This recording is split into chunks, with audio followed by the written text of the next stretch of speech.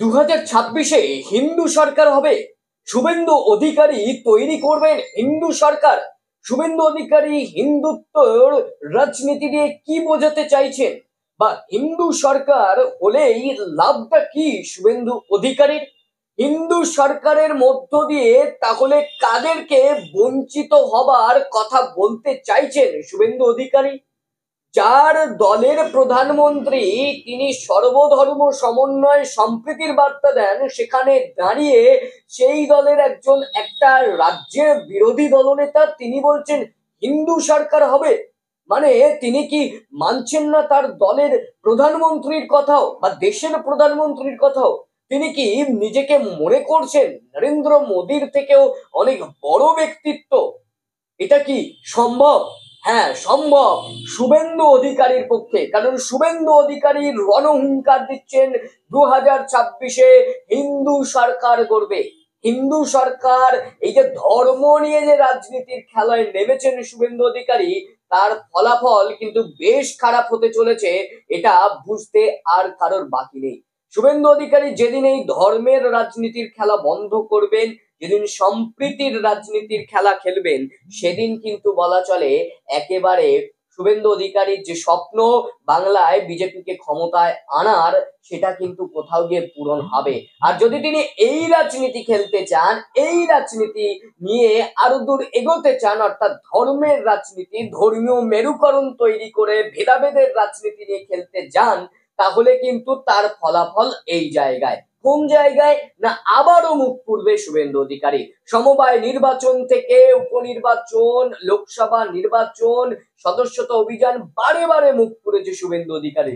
স্বপ্ন সত্যি হয় না, শুভেন্দু অধিকারীর স্বপ্ন সত্যি হয়নি। শুভেন্দু অধিকারী যে স্বপ্ন দেখে তৃণমূলের পুকুর থেকে এসেছিলেন বিজেপি নামক পুকুরে, সেই পুকুরে এসে কার্যত স্বপ্ন পূরণ করতে পারেনি। ভেবেছিলেন মাথায় পড়বেন এই রাজ্যের মুখ্যমন্ত্রীর মুকুট, কিন্তু তা হয়নি। থাকতে হয়েছে বিরোধী দলনেতা হিসেবে, এবং তার জন্যই বিজেপিতে কিন্তু তৈরি হয়েছে বলা চলে আদি নব্যের দ্বন্দ্ব। দিলীপ ঘোষ খুঁজেই পাওয়া যাচ্ছে না ঠিকঠাক, লাইমলাইটে আর তাকে দেখাই যাচ্ছে না। অপরদিকে সুকান্ত মজুমদারের সঙ্গেও একটা দ্বন্দ্ব লেগে গেছে পুরো এই বিজেপির, মানে শুভেন্দু অধিকারী।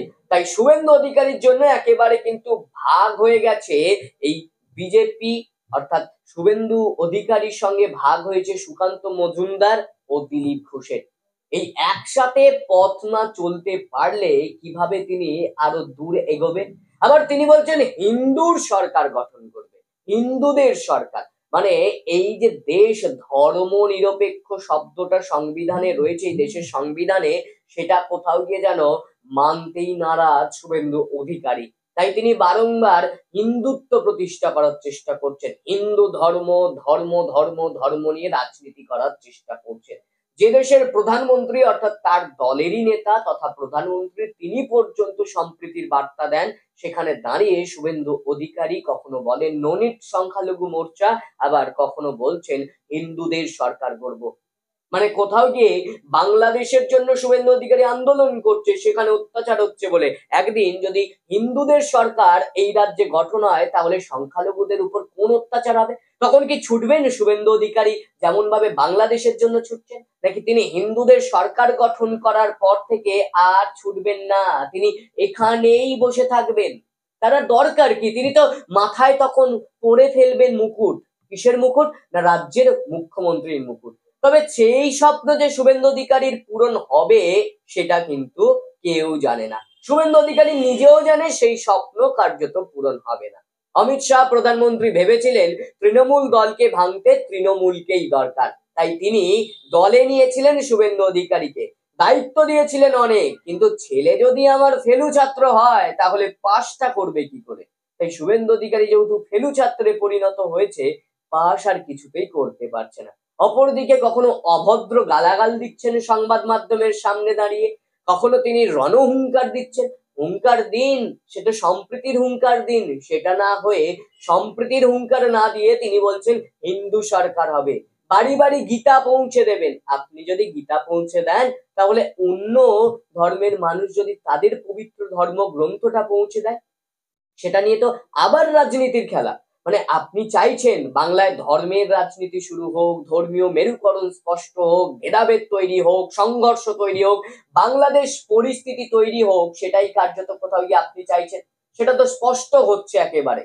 শুভেন্দু অধিকারী, আপনাকে বলে রাখা ভালো, আপনি হয়তো আরএসএস এর উপদেশ শোনেন না, আপনি নিজেকে আরএসএস মনে করাতে চান বাংলার মানুষের কাছে গিয়ে। একসময় আপনি মুসলিমদের দরবারে যেতেন, আর এখন দাঁড়িয়ে আমি হিন্দু, আমি আরএসএস, এটা প্রমাণ করছেন। বাংলার মানুষ শুনবে না আপনার কথা, দুমুখ মানুষের কথা শোনে না কখনো বাংলার মানুষ।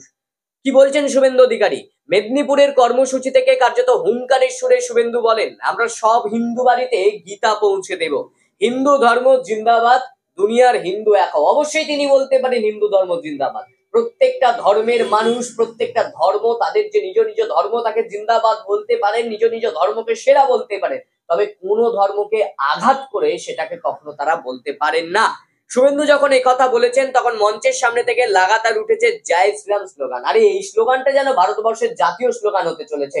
কখনো বাচ্চাদের পিটিয়ে বলানো হচ্ছে জয় শ্রীরাম, কখনো একটি লোককে রাস্তায় দাঁড়িয়ে মহিলা পুরুষ মিলে মেরে দিয়ে তাকে বোঝানো হচ্ছে জয় শ্রীরাম স্লোগান দেওয়া, সাধুদেরকে অত্যাচার করা হচ্ছে জয় শ্রীরাম বলার জন্য। কোন রাজনীতি বাংলার মানুষ 2014 সালের আগে এই রাজনীতি গোটা দেশে দেখেনি। আর 2021-এর পর যখন শুভেন্দু অধিকারী বিজেপিতে এসেছেন, তারপর থেকে যেন এই স্লোগান, এই রাজনীতি অর্থাৎ ধর্মীয় মেরুকরণের রাজনীতি একেবারে পরিষ্কার করে দিতে চাইছেন শুভেন্দু অধিকারী। তাই বাংলার মানুষ তাকে কখনোই তার দিকে তাকাতে আর দিচ্ছেন না।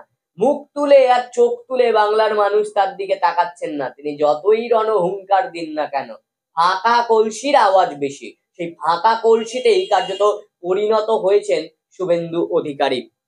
আরো কি বলছেন তিনি? না, তিনি বলছেন সব হিন্দুরা এক আছে তো, হিন্দু সরকার হবে 26-এ, হিন্দু সরকার হবে। যদিও এদিন আবার ডায়মন্ড হারবারে সভা করেন তৃণমূল সাংসদ তথা তৃণমূলের second in command Abhishek Bandyopadhyay. সেখান থেকে একবার স্বভাবসিদ্ধ ভঙ্গিতে বিজেপির তুলোধনা করেন তিনি। তিনি বলেন যে এই যে যারা রাজনীতি করতে চাইছে ধর্মীয় মেরুকরণ তৈরি করে, তাদেরকে যোগ্য জবাবটা কিন্তু দেয়া হবে। আর শুভেন্দু অধিকারী মেদিনীপুরের কর্মসূচি থেকে যে হুঙ্কার দেন, আমরা সব হিন্দু বাড়িতে গীতা পৌঁছে দেব, হিন্দু ধর্ম জিন্দাবাদ, দুনিয়ার হিন্দু এক হও। আর অভিষেক বন্দ্যোপাধ্যায় ঠিক এ প্রসঙ্গে কি বলেছেন? না, আজকে যারা ধর্মের নামে অত্যাচারিত হচ্ছে তাদের বিরুদ্ধে কেন্দ্রের সরকার, প্রধানমন্ত্রী, স্বরাষ্ট্রমন্ত্রী নীরব কেন? কেন তাদের মুখে তালা? এটা তো বলতেই হচ্ছে। কারণ মণিপুরেও যখন এই ঘটনা ঘটছে, তখন অমিত শাহ লোকসভা অর্থাৎ সংসদে দাঁড়িয়ে তিনি বলছেন রাষ্ট্রপতি শাসনের দরকার নেই, তাদের সেই রাজ্যের মুখ্যমন্ত্রী তাদের কথা শুনছেন। আর বাংলায় মুখ্যমন্ত্রী মমতা বন্দ্যোপাধ্যায় কথা শুনলেও সেটা মনে হয় কথা শুনছেন না। বাংলায় যদি কোনো অন্যায় ছোট হলেও সেটাও বড় অন্যায় দেখানো হবে, আর বড় অন্যায় হলে সেটাকে নিয়ে কত বড় ইস্যু তৈরি করবে সেটা বিজেপি খুব ভালোই জানে। কিন্তু শুভেন্দু অধিকারীর মতন সংগঠনে যদি নেতা থাকে, তিনি এটাই বোঝেন না একটা আন্দোলন কোনটাকে আন্দোলন বলে এবং কোনটাকে আন্দোলনটাকে রেখে সামনের দিকে এগোতে হয়, সেটাও শুভেন্দু অধিকারী বোঝেন না।